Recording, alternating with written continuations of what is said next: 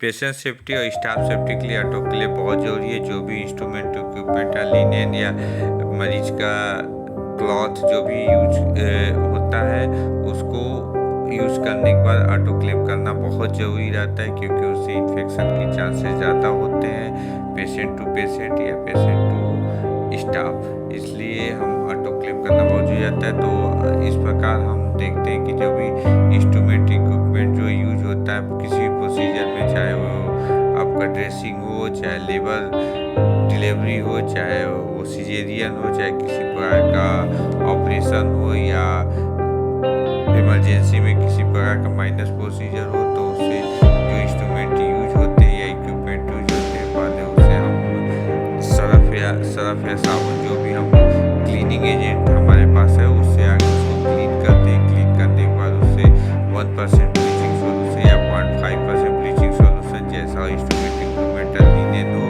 उस अनुसार हम 0.5% या 1% ब्लीचिंग सोल्यूशन से उसको डिसइंफेक्ट करते हैं। डिसइंफेक्ट करने के बाद, ड्राई करने के बाद उसे फिर हम ऑटोक्लेव करते हैं।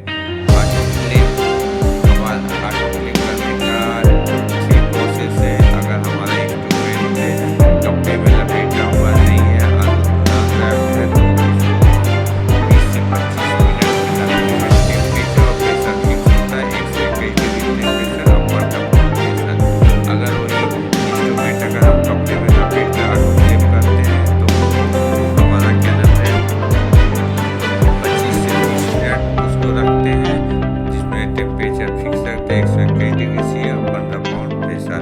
लिनेन गॉज पीस जिससे हम ड्रेसिंग करते हैं, या जिससे हम ओटीएल लेबर रूम में हम उसका यूज करते हैं, उसको हम 30 से 40 मिनट रखते हैं 121 डिग्री टेम्परेचर और 15 पाउंड प्रेशर पर। लेकिन ये ध्यान रहे कि हम समय तभी से, क्योंकि समय ही टाइम ही वेरिएबल है, बाकी टेम्परेचर 121 डिग्री से और 15 पाउंड प्रेशर होता है। हम टाइम तभी से काउंट करेंगे जब हमारा 121 डिग्री सी टेम्परेचर और 15 पाउंड प्रेशर हो जाए, तो उसके बाद ही टाइम काउंट करेंगे। ये नहीं कि हम रख दिया और प्रेशर बना है क्या नाम 15 मिनट बाद तब हम 15 मिनट हो गया, ऐसा नहीं। जब प्रेशर और टेम्परेचर 121 डिग्री सी हो, प्रेशर 15 पाउंड प्रेशर हो जाता है, तब हम यहाँ से टाइम काउंट करना शुरू करते हैं। स्टार्टिंग टाइम क्या है, एंड टाइम क्या है, तो उतना मिनट हम उसे रखते हैं। ये ध्यान रखना है। दूसरा चीज़, ऑटोक्लेव होने के बाद हमें ऑटोक्लेव ड्रम पर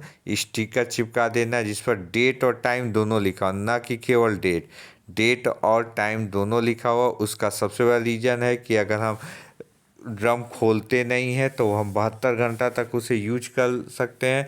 अगर ड्रम एक बार खोल कर उसमें कोई भी सामान यूज़ कर लेते हैं, तो हम उसे आफ्टर 24 आवर हमें उसे री ऑटोक्लेव करना रहता है, चाहे उसमें जो भी सामान बचा हो, लेकिन हमें री ऑटोक्लेव करना होता है। और अगर वो खुला नहीं है, ओपन नहीं हुआ है ड्रम, तो हमें 72 आवर तक हम यूज कर सकते हैं।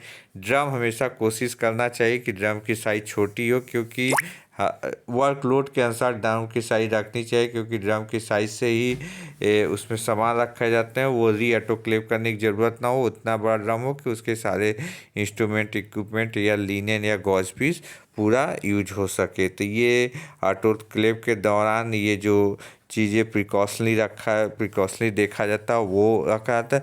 दूसरी सबसे इम्पॉर्टेंट चीज़ होता है कि ऑटोक्लेव हुआ है कि नहीं हुआ है, इसके लिए सिग्नल लॉक होता है। ऑटोक्लेव करने के पहले उसे ऑटोक्लेव में जो भी इंस्ट्रूमेंट इक्विपमेंट रखा जाता है रैप्ड करके, तो उस पर उसको स्टिक चिपका दिया जाता है। ऑटोक्लेव जब हो जाता है तो उसका कलर चेंज हो जाता है। अगर कलर चेंज हो गया तो प्रॉपर ऑटोक्लेविंग हुआ है। कलर नहीं चेंज हुआ तो ऑटोक्लेव नहीं हुआ है, तो उसे री ऑटोक्लेव करना रहता है।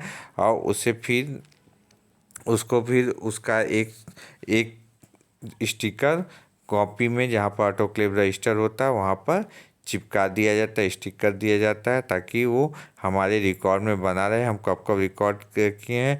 तो ऑटोक्लेव जो भी ड्रम है उस पर डेट टाइम का क्या इम्पोर्टेंट है वो हमने बता दिया।